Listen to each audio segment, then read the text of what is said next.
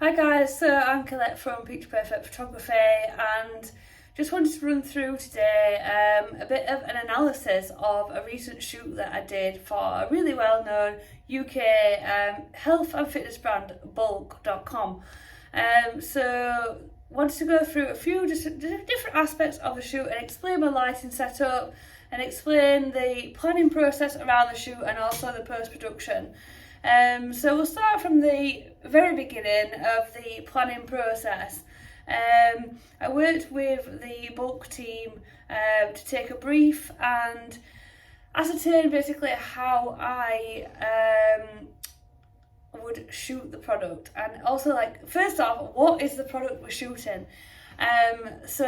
What we actually shot on the day is we shot 12 items of clothing for their new clothing launch of men's fitness clothing, and these came in various different colours, different fits and things like that. So it was essentially e-commerce photography to match the style of their previous e-com product listing photography for the website, plus also some flat lays as well of the front of the garment.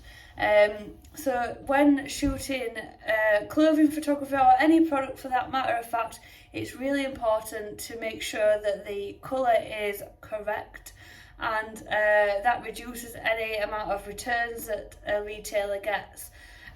So I worked with the team at Bulk to basically ascertain what it was I wanted to shoot, or they wanted me to shoot, should I say, and then start planning out the actual day itself. They already had a model that they worked with, one of their ambassadors, Connor, so they booked him to come down from Newcastle for the shoot to our studio in Barnsley, and then we sort of handled the rest from there. So the day was a full day shoot for 12 products. This included the flat lays and the model photography. So on the day we made sure that we got plenty of different sort of angles of each product, and we made sure that we got it covered. A lot of attention to detail was took with regard to making sure the product was pinned correctly, and there weren't too many creases in the product either when we were actually shooting, which also reduced the post-production time dramatically. So the shoot definitely wasn't rushed, and we took care and attention to every single detail of the garment on the day. So much so, the planning was so perfect for this shoot that we actually got to do some bonus shots outside around the studio location where we are on the farm, and we got some bonus social media pictures for them there as well. So another request from my client was also that they had some images to utilise in their campaign imagery. I knew they were going to be using these photos for product listings on the website to help sell the product as a basic e-com or SKU shot.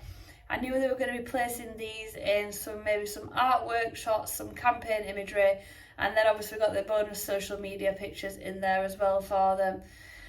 So lighting on the day was very specific to trying to match it as close as possible to a previous shoot they'd done in London. So I took that as my inspiration and put my own Picture Perfect Colette stamp on it.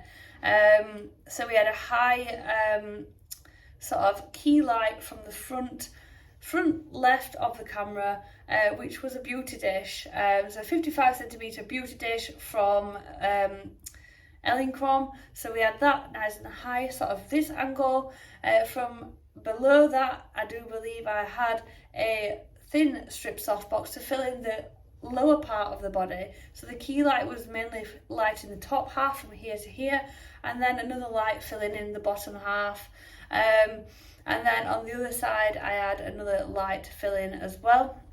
Obviously the background was well lit. Even though we were going to be cutting this out and removing the background, I would need to make sure it's well lit. It also acts as a bit of a reflector back. The thing to look out for here is not overlighting the background, otherwise you get what's called kickback and a soft glow around the person and around the product, so that isn't ideal. So that's sort of in essence how I lit it. And we made sure also that the garments were steamed 24 hours before the shoot so they had time to drop and hang, and they were all ready for when the client and the model arrived as well.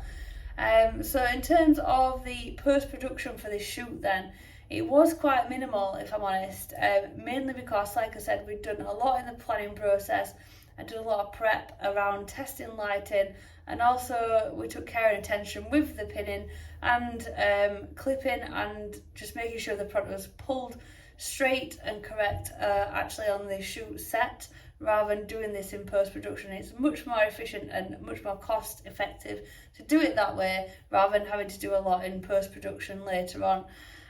So we just made sure that all the garments were the correct sort of colour, and had the garment there sat by us at the computer while we were actually colour matching it on screen. Obviously we did a colour check while we were shooting as well, and we also just did general brightness, contrast, things like that. The main part of the bulk of the work, excuse the pun, was from the background removal and a slight skin retouch, but nothing too drastic. So we removed the background, and I actually paid attention to what they already had on their website. So I took the colour reference from an existing image on the website of the background. It was a slight off-white, almost very, very light grey, which can look a lot nicer, a lot more pleasing to the eye than being stark white.